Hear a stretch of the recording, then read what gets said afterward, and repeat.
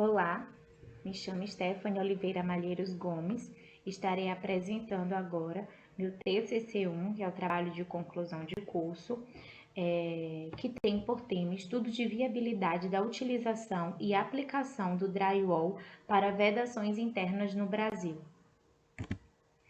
Esse trabalho teve como orientadora a professora mestra Daiana da Silva da Paixão, na Faculdade Zacarias de Góes, o qual curso o curso de Engenharia Civil, em Valença, Bahia.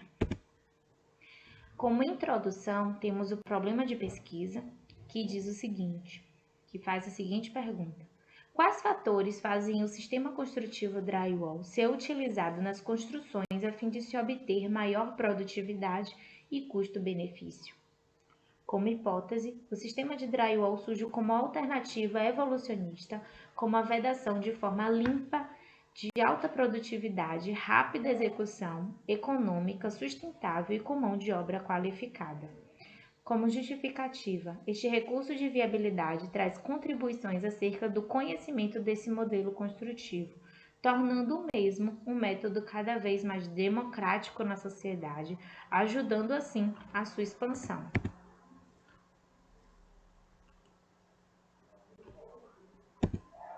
Objetivos. Objetivo geral. Este trabalho tem como objetivo analisar a viabilidade do método de drywall, suas aplicações, vantagens e desvantagens, como também sua expansão no Brasil. Objetivos específicos. Primeiro tópico: apresentar o uso de drywall e suas técnicas de utilização. Segundo tópico: descrever a análise do custo-benefício, vantagens e desvantagens aliada ao conforto e habitabilidade dos seus usuários. Verificar o âmbito profissional desse modelo e sua aplicação no Brasil. Como a gente sabe, o aumento da população tem aumentado e outras alternativas mais modernas, mais tecnológicas, têm tido a necessidade de ser expandida, de ser explorada. Então surgiu o drywall, método que é bastante comum nos países europeus e que ainda a gente tem dado um engate nele no Brasil. Vamos ver aqui o próximo tópico. Referencial teórico. Dessa forma, pode-se dizer que os incêndios e todas as suas drásticas consequências alteraram os rumos do desenvolvimento urbano e da construção dos Estados Unidos, que passaram a usar novos materiais como estruturas metálicas, tijolos e vedações internas com sistemas de drywall. Devido à rapidez de montagem, a chapa drywall foi amplamente utilizada na Primeira Guerra Mundial e em pouco tempo conquistou espaço em países da Europa e outros continentes. Essa citação foi da equipe Viva Decora em 25 de junho de 2018. O drywall, a história do drywall agora, O drywall foi criado nos Estados Unidos em 1984 por Augustin Sackett e pelo seu funcionário Fred Kenny, ambos da Companhia de Carvões e Asfalto dos Estados Unidos. A ideia de inventar uma chapa de gesso acartonado para revolucionar a construção civil se deu pelo objetivo de amenizar os danos causados pelo fogo que geravam grandes desastres nas cidades de Boston, Chicago e São Francisco. Os incêndios tomavam grandes proporções devido à madeira ser o principal elemento construtivo da época. Devido à madeira, ser um elemento de fácil de proporcionar vários incêndios, essas cidades de Boston, Chicago e São Francisco eram acometidas por eles. E o drywall foi uma alternativa bem eficaz e que acabou achando outros benefícios e trazendo até para os dias de hoje. Deixa eu passar aqui o próximo. O drywall no Brasil. O uso do gesso acartonado no Brasil ainda está em fase de desenvolvimento, trazendo em comparação com os outros países, visto que no atual país ainda predomina a utilização do método tradicional de alvenaria em tijolo cerâmico e cimento, como é possível verificar na figura 1. Na figura 1, a gente consegue ver a porcentagem, que é o consumo por metro quadrado por habitante ano, No Brasil, ele está em 0,25%, comparado a outros países, inclusive países europeus. Na Europa é bem comum o uso do drywall. No Brasil ainda está se inserindo, né? Um médico em Petrolina trouxe a primeira fábrica, a primeira empresa de drywall no Brasil em 1800, não lembro agora, mas ele trouxe e de lá para cá vem crescendo, porém ainda engateando, não tem não teve um progresso muito bom, né? Por meio até cultural, pois a gente no Brasil tem uma cultura de usar tijolo cerâmico e cimento, né?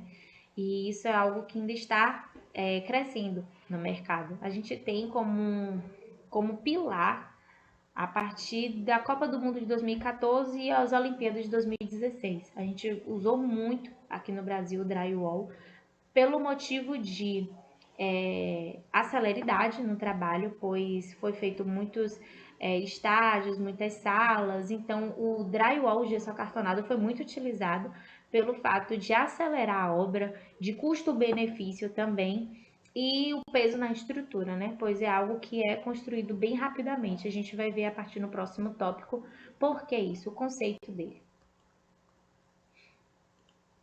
Conceito e especificações. Segundo o COMAT 2012, o drywall é um sistema utilizado na construção de paredes e forros para ambientes internos e externos, constituído por chapas de gesso parafusadas em perfis de aço galvanizado com alta resistência mecânica e acústica. Aqui tem um esquema de montagem da parede de drywall. Esse lado aqui são as placas de gesso dos ambos os lados. No meio ele é intertravado com chapas de aço galvanizado e esse material aqui é tipo uma lã, que é um isolante termoacústico, né? Vamos passar para o próximo tópico. Os tipos de placas de drywall apresentados na norma brasileira, que é a norma regulamentadora NBR 14.715, que é estandarte para áreas secas. Ele é recomendado para vedações internas, né? Ele é todo branco, os dois lados. Resistente à umidade, que é a placa verde. Ele, para uso em áreas sujeitas à umidade por tempo limitado e de forma intermitente, ele não é impermeável, mas ele é mais resistente à umidade. E o resistente a fogo, para áreas secas nas quais se exige um desempenho superior frente ao fogo. Ela tem uma resistência maior para o fogo. E os exemplos dos painéis na figura 4. E a Associação Brasileira de Normas Técnicas para Drywall, aqui são algumas normas, essas 5 normas. A NBR 14.715 fala sobre as chapas de gesso, a NBR 15.217, a NBR 15.758, parte 1, NBR 15.758, parte 3 e a NBR 15.575. Todas elas fazem menção ao drywall para que seja utilizado num fator de segurança melhor, para que traga segurança a nós, né, em qualquer área profissional. A gente segue regras, né, segue normas e aqui também não é diferente. As vantagens do drywall. Dentre as suas vantagens estão rapidez na execução, desperdícios mínimos, aumento da área útil, alívio nas estruturas por ser um material bem mais leve do que o bloco cerâmico. Ele traz um alívio na estrutura e também ser mais fino. Ele é mais fino do que a parede na sua espessura, então aumenta a área, né, habitacional. A redução da mão de obra, versatilidade e flexibilidade, facilidade nas instalações prediais, pois uma parede de drywall pode ser montada em um dia só, pode já ser usada, né? Por ter desempenho estrutural, por ter conforto termoacústico e segurança ao fogo. Vamos agora para as desvantagens do drywall. Apesar da utilização do drywall ter várias vantagens em sua utilização, também existem algumas desvantagens, como a recusa no mercado, pois culturalmente somos reféns, né, ao tijolo cerâmico. Inclusive nas capitais são bem usuais, e o drywall é mais usual do que no interior. No interior, cidades interior, é bem difícil achar mão de obra qualificada, né? A baixa resistência mecânica, a mão de obra especializada em poucos os lugares de venda do material, gerando alto custo de acessórios. É bem possível ver isso aqui na cidade de Valença. E pode ser instalada somente em ambientes internos, por não ser impermeável. Eles não são eles não são resistentes a eventos empíricos e necessidade de instalar reforços estruturais onde serão fixados objetos com peso acima de 10 quilos. Todo objeto instalado acima de 10 quilos é necessário ter um reforço estrutural nessa parede de drywall, né? Não é como bloco cerâmico. Devido às placas serem ocas, mais incidência de criadores de insetos. Como tem bastante espaços vazios entre uma placa e outra, pode causar aglomeração de insetos, como roedores, enfim. A metodologia. A montagem da pesquisa foi dividida em 5 etapas, onde constituiu-se na busca ativa por fontes confiáveis que forneçam respostas adequadas para o problema proposto, por intermédio de artigos científicos sobre a temática, acessados nas bases de dados como normas brasileiras, Google Acadêmico, dissertações, monografias e associações brasileiras. O cronograma, escolha do tema, foi em fevereiro, elaboração do projeto de pesquisa em março, a revisão bibliográfica foi feita em fevereiro, março, abril e maio, porque é proporcionalmente à pesquisa, né?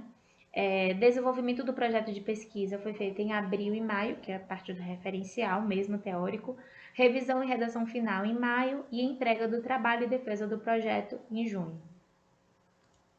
E aqui consta as referências que foram utilizadas para a elaboração da apresentação atual. Espero que tenham gostado. Desde já agradeço pela atenção e até mais.